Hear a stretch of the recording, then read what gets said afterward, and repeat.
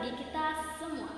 Video ini adalah tugas presentasi beberapa prinsip umum dalam menafsirkan Alkitab yang kami pelajari pada mata kuliah Hermeneutika PB bersama dengan Bapak dosen pengampu Dr. Bapak Baginda Situmpul, MPDK. Untuk itu, saya yang bernama Renia Windy Pasaribu dengan NIM 240101026 dari Prodi Pendidikan Agama Kristen dengan mahasiswa YKN Tarutung. Saya akan mempresentasikan prinsip hermeneutika PB tersebut. Adapun prinsip umum hermeneutika PB pertama dalam menafsirkan Alkitab yaitu 1. Dengan topik tidak menafsirkan ayat Alkitab keluar dari konteksnya. Pentingnya memahami konteks dalam menafsirkan Alkitab. Prinsip umum pertama adalah menafsirkan kata, frasa, kalimat atau ayat dengan memperhatikan konteks yang ada. Apa itu konteks? Definisi. Konteks adalah hubungan antara bagian-bagian dalam sebuah teks. Kata konteks berasal dari dua bagian atau kon yang berarti bersama-sama dan teks yang berarti tulisan. Jenis konteks. Konteks dekat mengacu pada hubungan antara ayat-ayat dalam satu perikop atau bagian kecil dari Alkitab. Konteks jauh mengacu pada bagian hubungan antara perikop dalam satu pasal, satu kitab atau bahkan seluruh Alkitab. Mengapa konteks penting? Memahami konteks sangat penting dalam menafsirkan ayat-ayat Alkitab karena 1. Keterkaitan pengertian. Setiap ayat tidak terdiri sendiri. Ayat-ayat saling terkait dan memengaruhi makna satu sama lain. Jika kita hanya membaca satu ayat tanpa melihat konteks, kita mungkin salah memahami pesan yang ingin disampaikan. 2. Keluasan pengertian. Dengan memperhatikan konteks, kita dapat melihat makna yang lebih luas. Seringkali ayat yang satu berhubungan dengan tema atau isu yang lebih besar dari Alkitab tersebut. 2. Bagaimana mempelajari konteks Alkitab? 1. Bacalah keseluruhan atau perikop atau pasal yang menjadi konteks yang kita pelajari. 2. Selidiki keseluruhan informasi yang ada dan pelajari kait-kaitannya. 3. Carilah informasi latar belakang dari nama, tempat, peristiwa yang sedang dipelajari dengan menggunakan kamus atau ensiklopedia Alkitab. 4. Gunakan referensi silang untuk membandingkan jika peristiwa atau kisah yang sedang dipelajari yang dicatat dalam kitab lain memiliki kisah paralel. 3. Jenis-jenis konteks. A. Konteks dekat mengacu pada ayat-ayat sebelum dan sesudah. 1 Matius 18 ayat 20. Sebab di mana dua atau tiga orang berkumpul dalam namaku, di situ aku ada di tengah-tengah mereka. Keterangannya, banyak yang menganggap ayat ini sebagai janji bahwa kehadiran Tuhan hanya bergantung pada jumlah orang yang berkumpul dalam ibadah.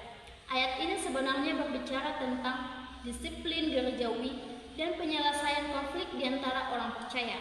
Ayat-ayat sebelumnya Matius 18 ayat 15-19 berbicara tentang bagaimana menangani dosa dalam komunitas gereja. 2. Lukas 6 ayat 38.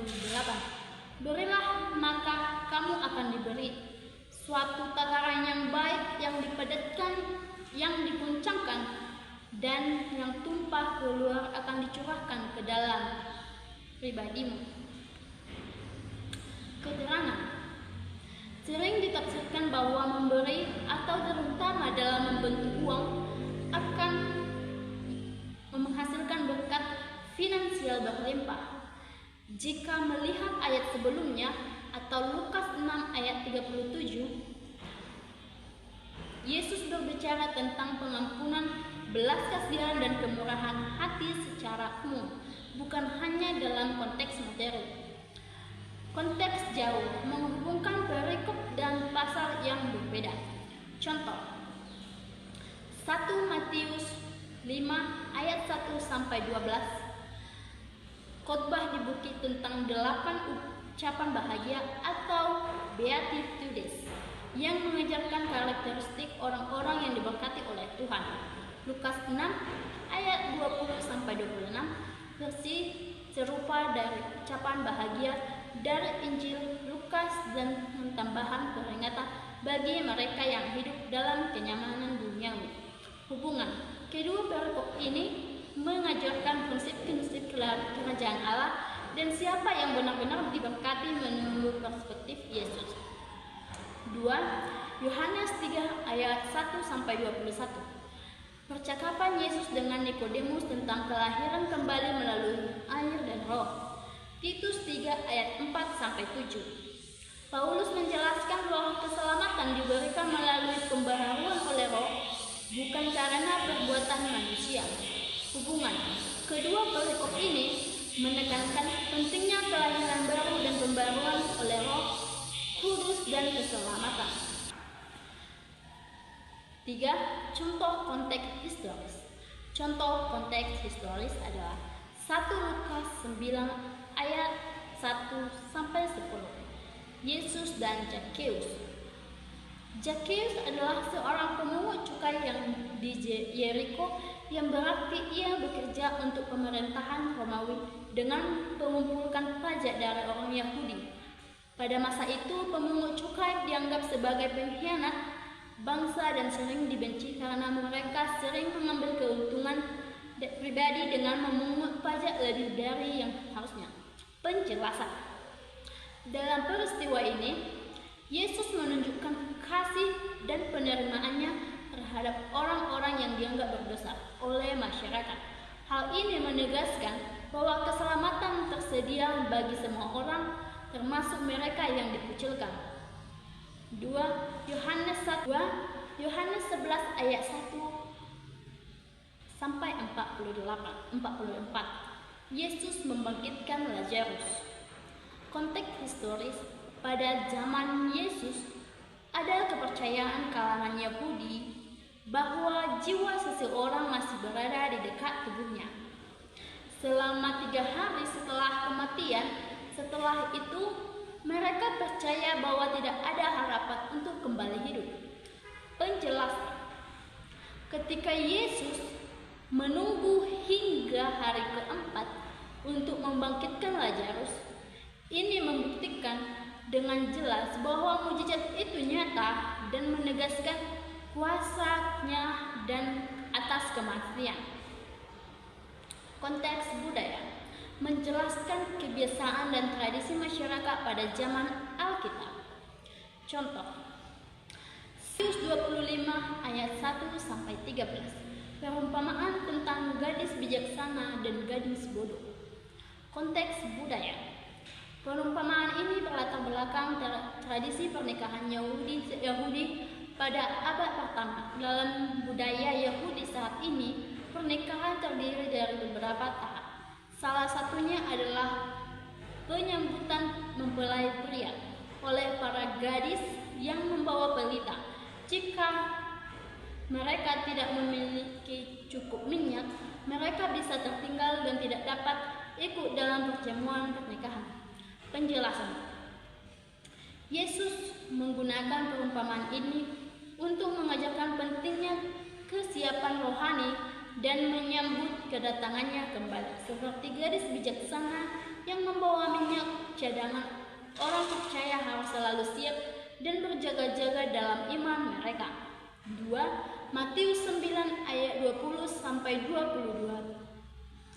Perempuan yang pendarahan selama 12 tahun. Dalam hukum Yahudi, perempuan yang mengalami pendarahan dianggap najis dan tidak boleh menyentuh orang lain. Atau Imamat 15 ayat 22 sampai 27. Penjelasan. Perempuan ini melanggar norma budaya dengan mendekati Yesus dan menyentuh jubahnya. Sebaiknya Yesus tidak menolaknya, tetapi justru menyembuhkannya, menunjukkan bahwa belas kasihan Tuhan lebih besar daripada aturan sosial. Prinsip yang kedua dalam menafsirkan dengan topik tidak menafsirkan ayat Alkitab yang justru bertentangan dengan ayat lain. Ayat yang sering sekali bertentangan dengan lain. 1 ayat 4-6. Sebab mereka yang pernah diterangi hatinya, yang pernah mengecap karuniawi surgawi, yang pernah mendapatkan bagian dari Roh Kudus, namun yang murtad lagi tidak mungkin dibaharui sekali lagi sampai bertobat. Yohanes 10 ayat 28. Dan aku memberikan hidup yang kekal kepada mereka, dan mereka pasti tidak akan binasa sampai selama-lamanya, dan seorang pun tidak akan merebut mereka di tangan. Keterangan Ibrani tampaknya menyatakan bahwa seseorang bisa jauh dari keselamatan, sedangkan Yohanes menegaskan bahwa mereka yang ada di tangan Yesus tidak akan binasa. Ini menjadi perdebatan teologis. Ada yang percaya bahwa keselamatan bisa hilang jika seseorang murtad, sementara yang lain percaya bahwa orang yang benar-benar selamat tidak akan pernah benar-benar meninggalkan iman. 2. Keselamatan oleh iman dan perbuatan. Roma 3 ayat 28. Karena kami yakin bahwa manusia dibenarkan karena iman dan bukan karena perbuatan hukum Taurat. Yakobus 2 ayat 24. Jadi kamu lihat bahwa manusia dibenarkan karena perbuatan-perbuatan dan bukan hanya karena iman. Penjelasan Paulus menekankan bahwa manusia dibenarkan oleh iman kepada Kristus, bukan oleh hukum Taurat. Yakobus tidak menyangkal ini, tetapi ia menegaskan bahwa iman yang sejati harus diwujudkan dalam perbuatan. Jadi bukan kontradiksi, melainkan pelengkap. Prinsip ketiga dalam menafsirkan Alkitab dengan topik mampu membedakan yang deskriptif dan didaktif. Dalam menafsir Alkitab penting untuk membedakan antara teks deskriptif atau menggambarkan peristiwa dan teks didaktif mengandung ajaran yang harus diakui. Salah memahami perbedaan ini dapat mengarah pada kesalahan aplikasi firman Tuhan.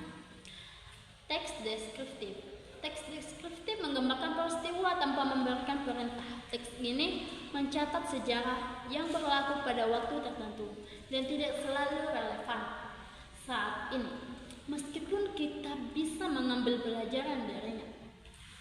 Contoh ayat deskriptif mendeskripsikan peristiwa atau kejadian. 1. Matius 14 ayat 25. Kira-kira 3 malam datanglah Yesus kepada mereka berjalan di atas air.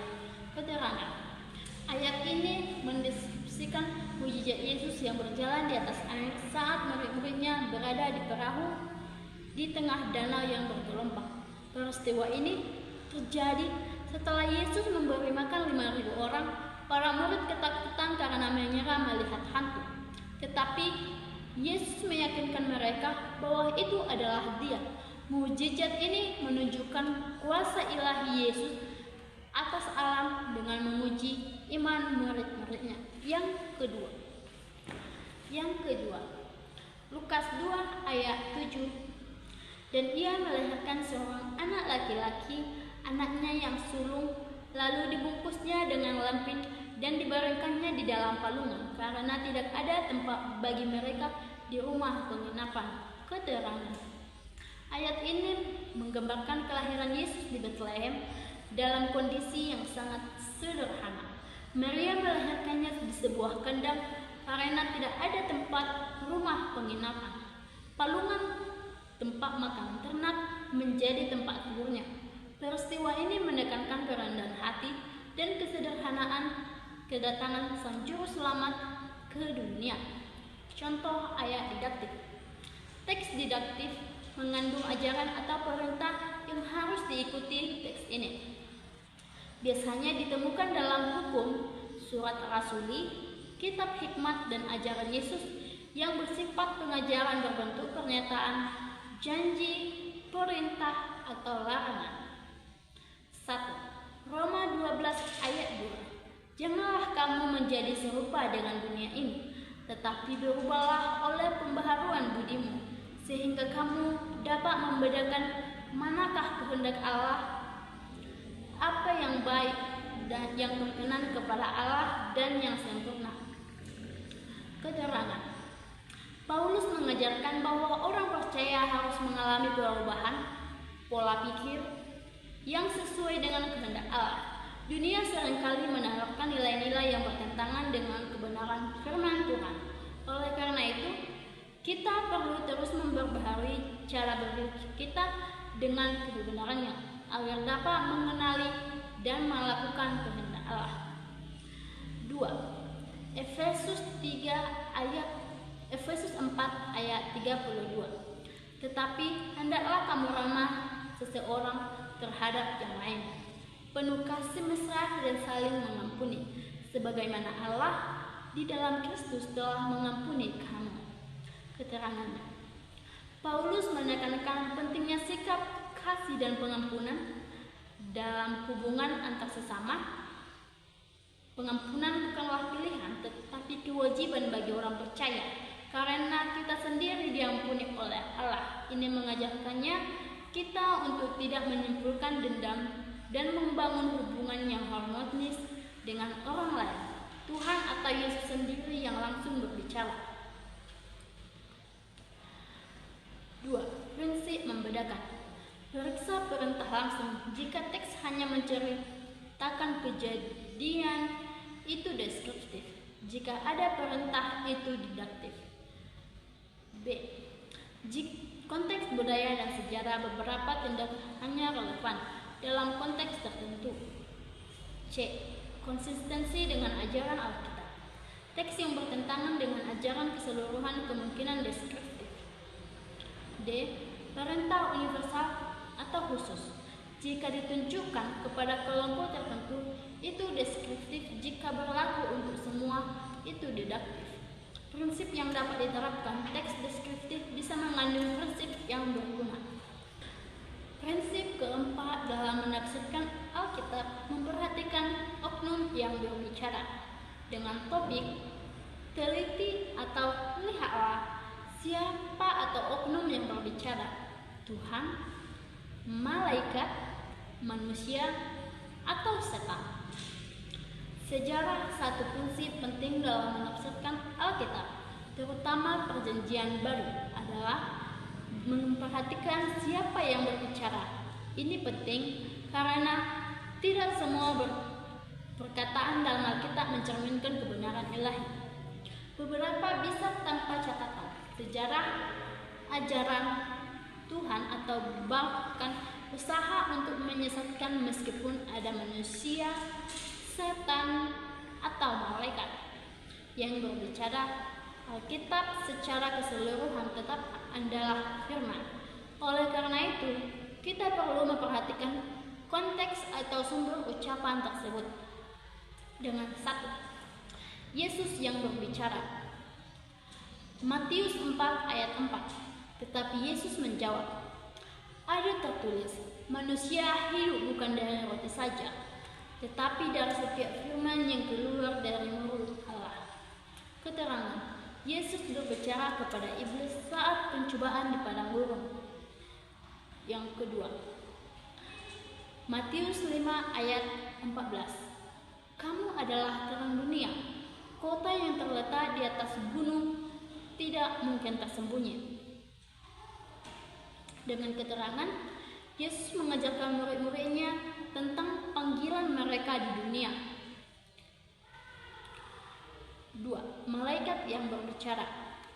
Matius 1 ayat 20. Tetapi ketika ia mempertimbangkan maksud itu, malaikat Tuhan nampak kepadanya dan mimpi dan berkata, Yusuf, anak Daud, janganlah engkau takut mengambil Maria sebagai istrimu. Keterangan. Malaikat Tuhan berbicara kepada Yesus. Malaikat Tuhan berbicara kepada Yusuf dalam mimpi tentang kelahiran Yesus. 2. Lukas 1 ayat 13. Tetapi malaikat itu berkata kepadanya, "Jangan takut Zakaria, sebab doamu telah dikabulkan." Keterangan: Malaikat Gabriel berbicara kepada Zakaria tentang kelahiran Yesus, tentang kelahiran Yohanes Pembaptis. 3. Manusia yang berbicara. Matius 16 ayat 16. Maka jawab Simon Petrus, "Engkau adalah Mesias, Anak Allah yang hidup." Keterangan: Petrus mengakui Yesus sebagai Mesias. 2. Matius 27 ayat 24. Ketika Pilatus melihat bahwa segala usahanya sia-sia, ia mengambil air dan membasuh tangannya di hadapan orang banyak. Keterangan: Pilatus berbicara saat mengadili Yesus. Yang keempat, setan atau iblis yang berbicara. 1. Matius 4 ayat 3. Lalu datanglah si pencoba itu dan berkata kepadanya, "Jika engkau Anak Allah, perintahkanlah supaya batu-batu ini menjadi roti." Keterangan: Iblis mencobai Yesus di padang gurun.